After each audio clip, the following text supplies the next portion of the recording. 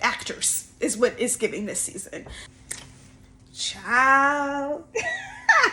So let's just talk. I'm not the type of person that's gonna give intros. Let's just get right into it, okay? So I watched season 2 of Perfect Match, and I have a lot of things I want to discuss. Since there's 6 episodes, I'm just gonna go based off of each contestant that's currently on the show, and I'll touch on some people that left in previous episodes if they're memorable.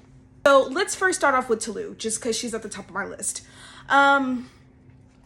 I said this in my TikTok. She's a little naive.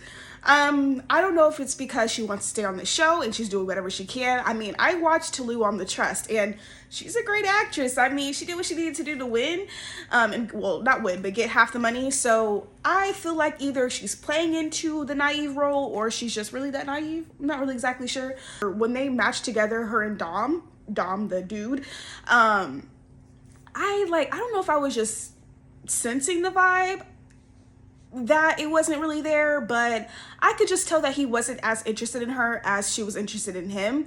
I felt like he was trying to force an attraction and it just was not there. Like, just say you don't like black women and just keep it pushing. Like, just because you got on a date with her does not mean you need to stay in a couple with her. And I feel like it was kind of fucked up on his end because, like she said, I could have just coupled up with Izzy if that was the case. He did what he needed to do to stay in, I guess, but I guess that didn't really last you that long, buddy. Just move on to her new couple, which is Chris.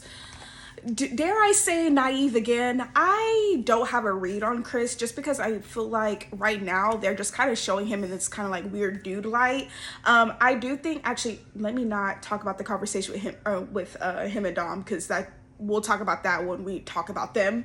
But I definitely think that there could be an attraction there and a spark there with her and Chris.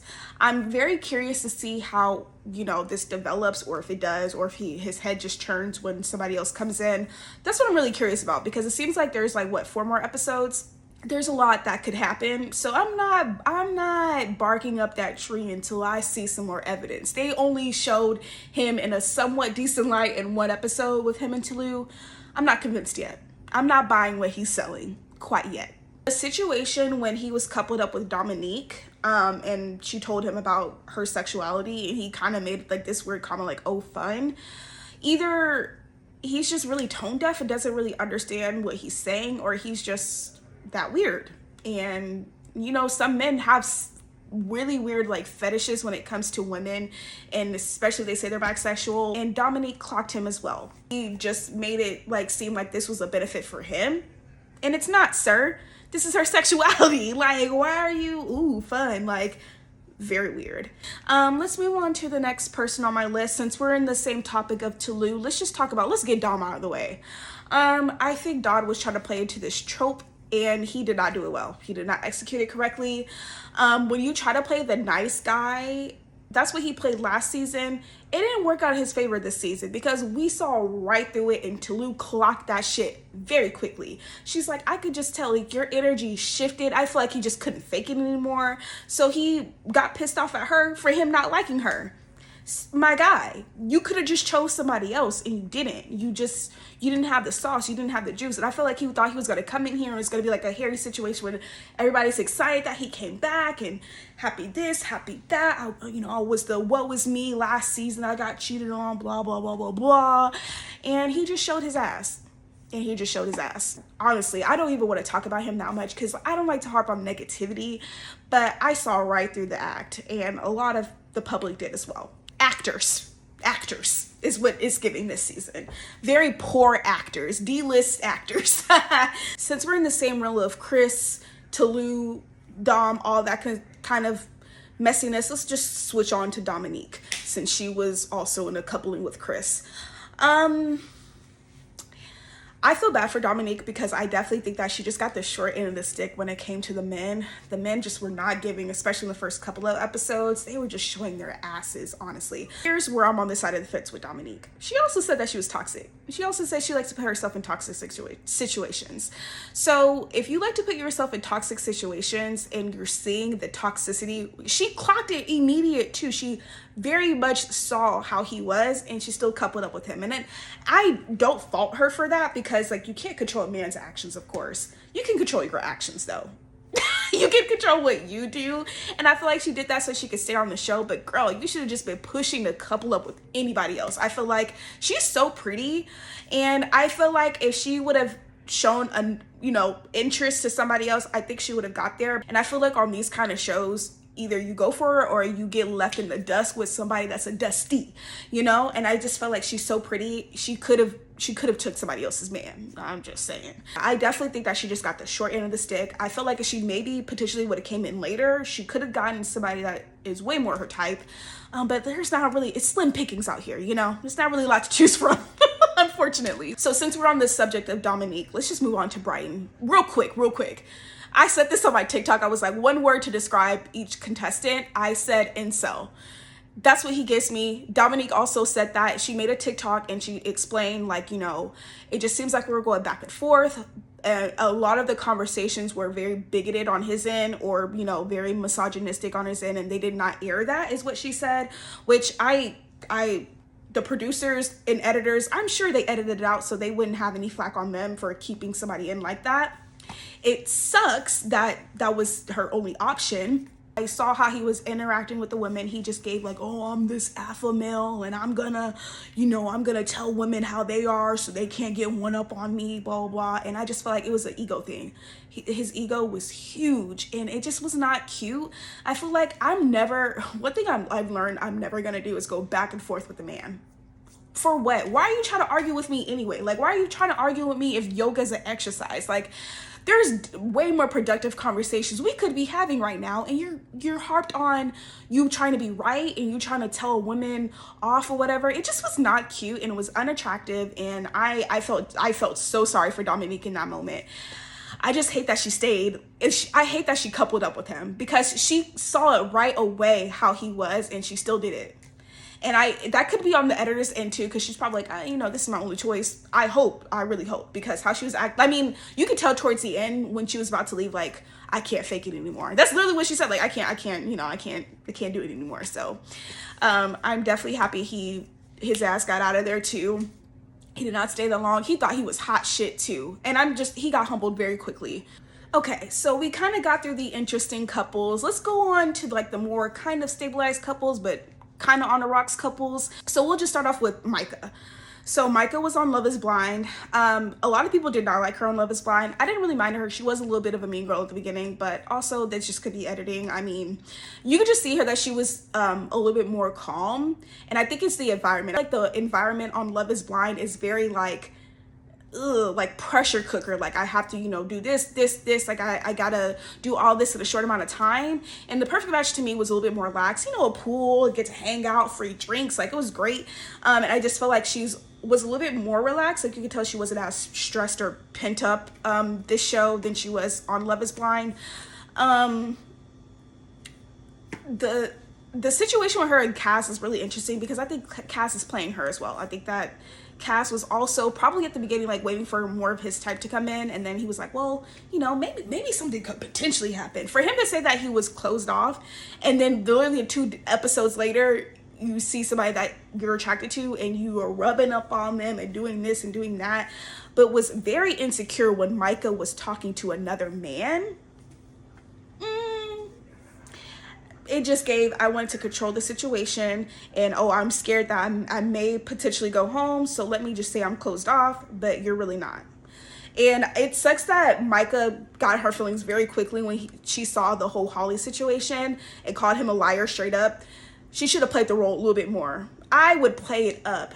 I was thinking about you at the date the whole time, and I just couldn't wait for you to come back, and I would have run all up on there. And if what Holly said was true, he would be out of there when it's the girl's choice, choosing somebody else. She should have played the part a little bit more. That's what I was like, damn, Micah.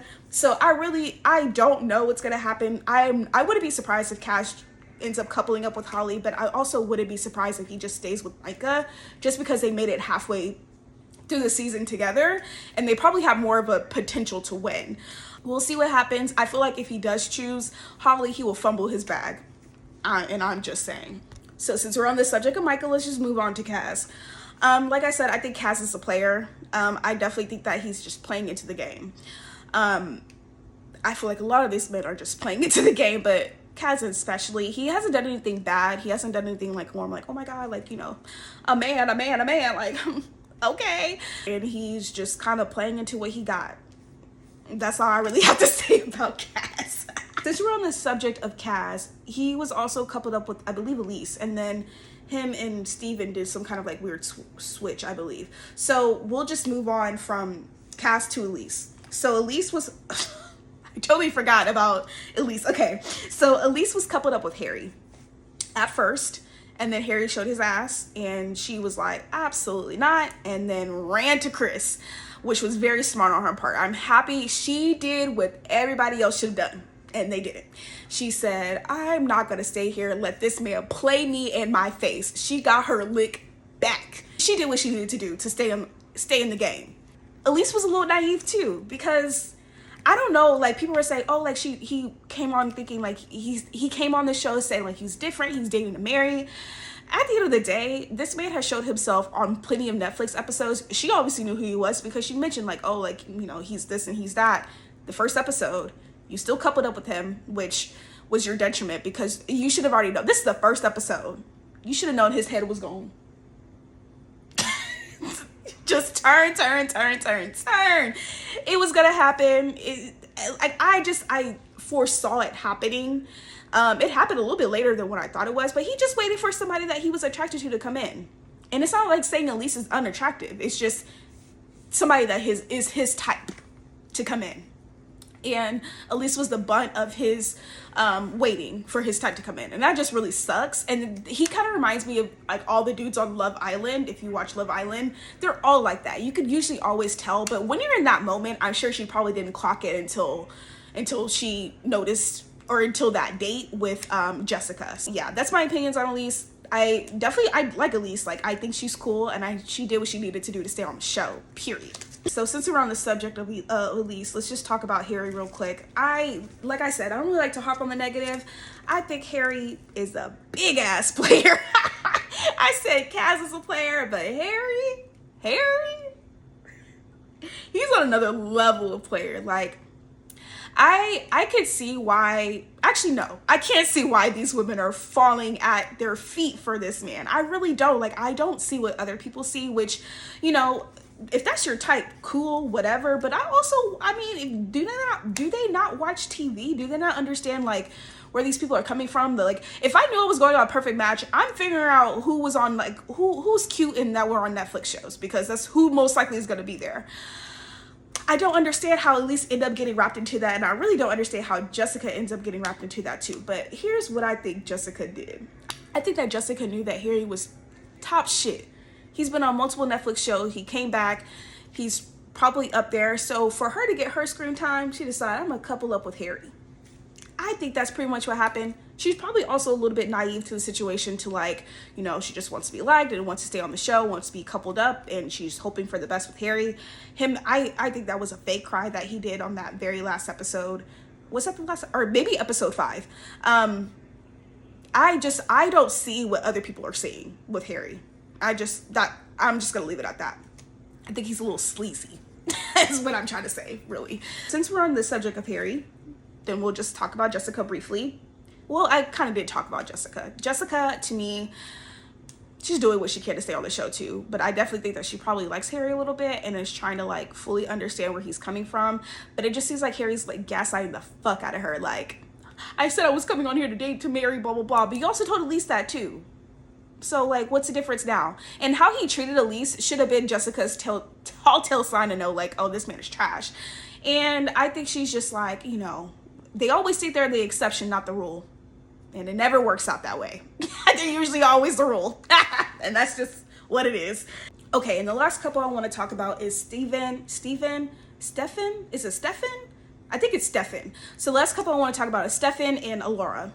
So we'll just start off with Stefan first, because he was in another couple with Micah, and then Xanthi, and then what's her name? Alora. So at first, the read that I got on Stefan was, he gives fuckboy energy. Like, he's a fuckboy, which I still think he probably most likely is, but I feel like there's always going to be that one person that kind of gets you out of like, oh, I kind of actually like them, so I'm going to show a little bit of effort. Do I think it's going to last outside of the show? Probably not, but for the time being, they're a cute couple. Like, and sometimes you just have a cute little summer fling, you know, let a man do what he needs to do on you, stay in the bed together, you know, cute kind of stuff. So I'm here for it for the time being. Do I think it's gonna last outside the show? Probably not, but good for them. I'm happy that, you know, he ended up finding somebody that he enjoys to be with. Alara, she's very loud.